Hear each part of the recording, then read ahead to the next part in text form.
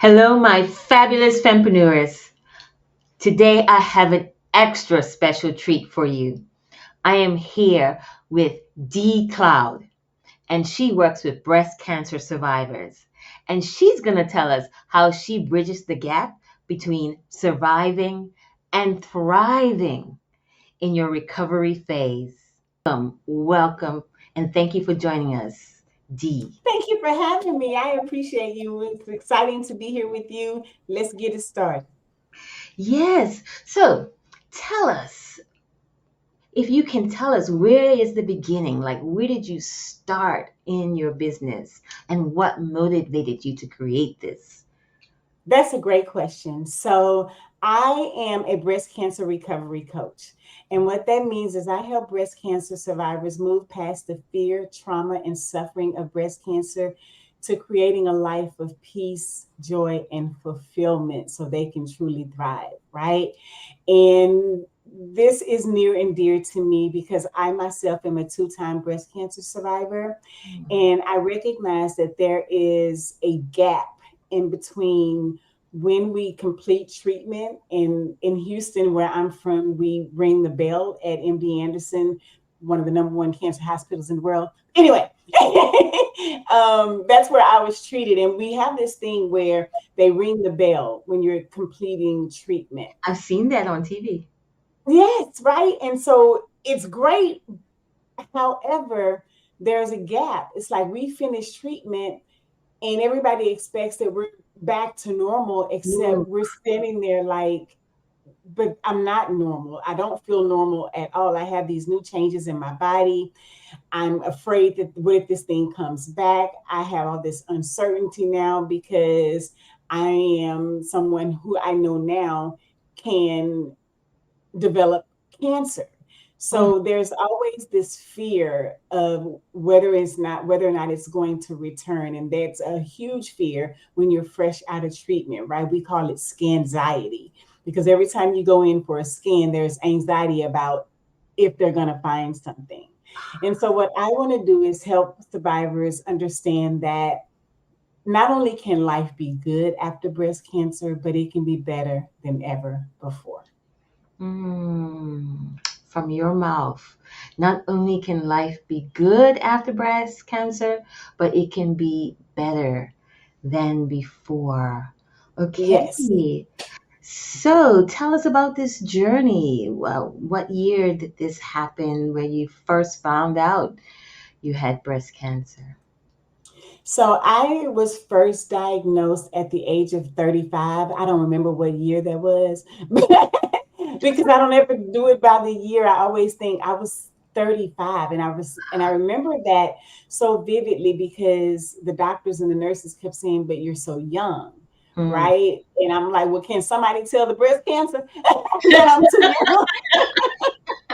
you know? So, but I'm thinking I'm so young. And I had, at the time when I was first diagnosed, I had a 5-year old and a 14-year-old. And so, when you get that kind of news, for a lot of women, especially for moms, your first thought is, what about my kids, right? How are they going to take the news? Are they going to have to grow up without me? Though that was my immediate thought, right? Nonetheless, I went through um, a lumpectomy, chemotherapy, radiation. I did everything that the doctors told me to do. And I finally got my all clear that the cancer was gone.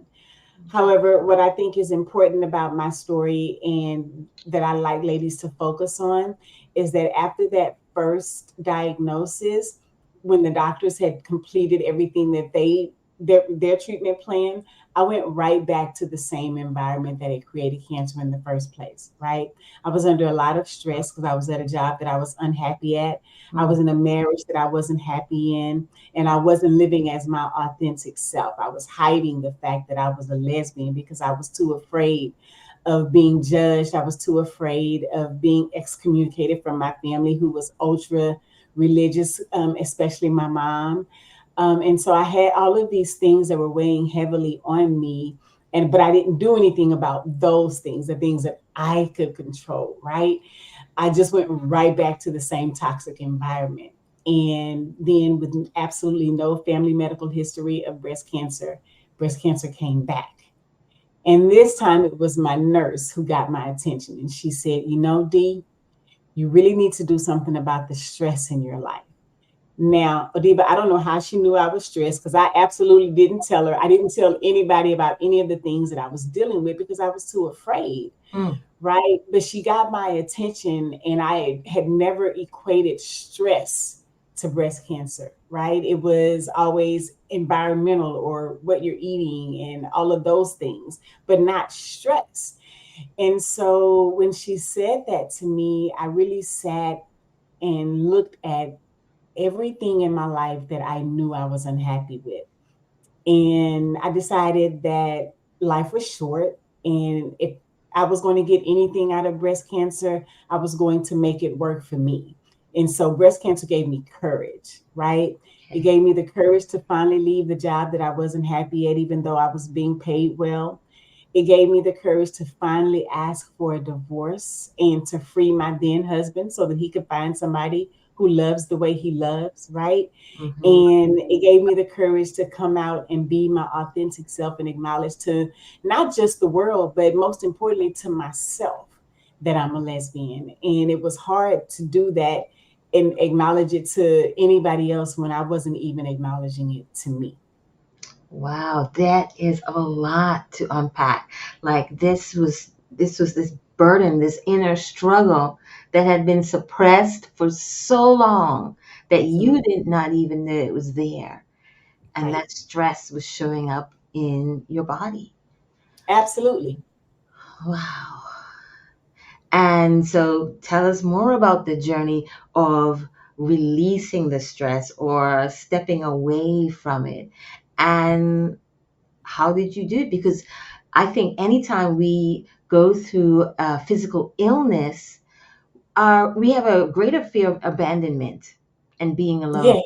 So being Yes. allowing yourself to step out on your own and come out and tell people who you are. What happens if you get, you have that scan scarcity or scan scare? Anxiety.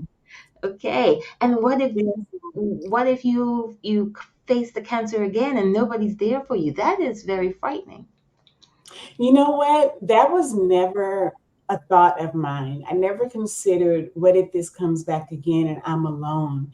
It really became life or death for me, right? And it became I have to choose what's going to support me living as opposed to what's killing me, right? And again, the stress was killing me. So it really became these choices that I ended up having to make.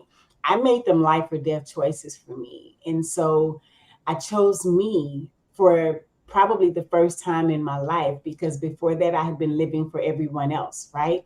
I was living to make my mom happy. I always did what was expected of me, right? I was the good girl, right?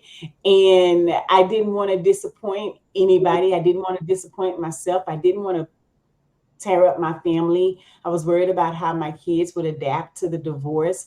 But what I will share with anybody watching is that children are adaptable, Mm. right? Like they are sponges, they soak up whatever environment they're in. And so it became very important to my former husband and myself that we showed them harmony, that Mm. we showed them a peaceful breakup, and that they still saw us engaging and laughing and having fun with each other. I always tease people and say, I think I had the most amicable divorce in the world. But it was I had to learn that they would be okay, but they weren't going to be okay if I wasn't okay, Mm. because with those suppressed emotions also came irritability, frustration, anger, and all of that I was taking out on my children because everything was, oh my God, what do y'all want now? Because I'm just wound up so tight, right? About everything that I'm suppressing. So having the courage to step out and live for myself made me a better mom. It made me a better friend. It made me a better daughter. It made me a better employee because I was finally happy. What a phenomenal story of courage and strength and connection to oneself. Yes. Yes, yes. Oh man, our listeners are going to get a lot out of this. Um, Not only the cancer, then the divorce, and then sharing, this journey with your kids and letting them know that it's okay Hmm. and choosing yourself first. I love that. I Yes. love that. So then you started this business, and I also understand you have a book that came out recently. So tell us a Yes. little bit more about who do you serve in your business specifically? So, like I shared at the start of the show, I serve breast cancer survivors, and Hmm. specifically breast cancer survivors because that's where the gap is, right? When you're going through your diagnosis, you're going to have support at the wazoo. Everybody kind of puts their life on hold to make sure that you're taken care of. But when we complete treatment, they go back to their lives, and rightfully so, because, like I said, they've likely put things on hold to support you. However, again, we're left there saying, "What the hell just happened, and how do I move forward? Where do I go from here?" And so, I've had many different um, I've dipped my toe in a bunch of different things. I like to call myself the what's the term for Jack of the all trades. Okay, I want no, the female. What? serial entrepreneur. Ah, the Serial, serial entrepreneur. Yes. yes, because before even getting into coaching, I was in real estate, and so I didn't immediately after my breast cancer experience go into coaching. I did real estate first. I only share that because there's this gap, right? Hmm. And when I realized that every time someone got a breast cancer diagnosis, if they were friends of, or family members of anybody that I knew, they would send them to me. And so I thought I have a unique opportunity to really do something here and to really help ladies on a larger scale. And instead of waiting on them to come to me, what if I went to them? And what if I gave them? And I realized that I didn't have a lot of support when I was going through the hardest parts of my journey, right? Which was the recovery and the reinventing my life and rebuilding my life and living boldly and living fearlessly. Like though that was the most challenging part because when the doctors were doing what they were doing, it's like, oh, it's great. I'm gonna do nothing. I just sit back and let them handle it. But when you realize, oh no, I have to be an active participant and I have to clean up this mess that I've made over here by sticking my head in the sand and living from a space of fear, right? So that was the hardest part is being accountable for the mess that I had allowed to develop and not owning my sexuality and not asking for a divorce or getting married in the first place when I knew I had no business getting married, right? And taking a stand that I don't have to work at this job where I feel mistreated and misused just for money, right? And so it really became, oh, the best way I can say it is I got my life. Breast cancer helped me get my life. I got it. I got it. So you're helping women in that gap. Okay, the doctors have done all they can, and I'm a survivor now. What's the next step for my happiness? What's the next step for my happiness and supporting other ladies so that they don't have to go through recovery alone is part of my happiness. Like it lights me up. Mm. It brings me so much joy. There is no better feeling than having someone say, that really helped me, or you really helped me, or I never thought about it like that, Dee, right? To give someone a new perspective that allows them to um, develop and grow and really see life through what I call rose tinted glasses, right? Because that's where I feel like I am now. Every challenge is just an opportunity. It's like, ooh, what is this going to teach me? Right. And so it's all about development and growth. And that's the space that I think that a lot of breast cancer survivors get stuck. And one of the things that I'm always saying is, can you get unstuck without a coach? Absolutely. But a wise woman once said, we can go far by ourselves, we can go faster with a team. And so, what I do is shorten that recovery process so that you can get to have your life and have your life boldly and fully and fearlessly more quickly. I love that. I love that. And what's so special about it, I mean, not only are you holding a space for these women, you have the experience behind it because when you're talking with a life coach or any kind of coach or mentor who's helping you get to the next level, and yes, they understand there are some fears and blocks that you may be dealing with, but when you've been through it, Yes. you really, really speak to women who feel safe.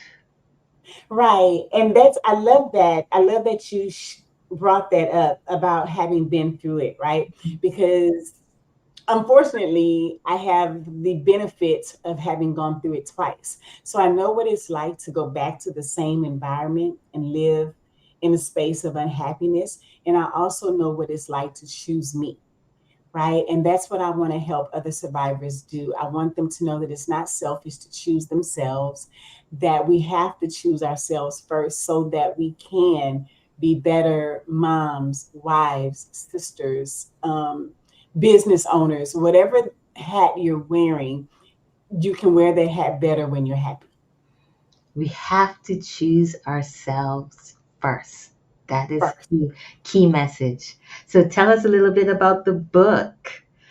The book is called, oh, let me get a book.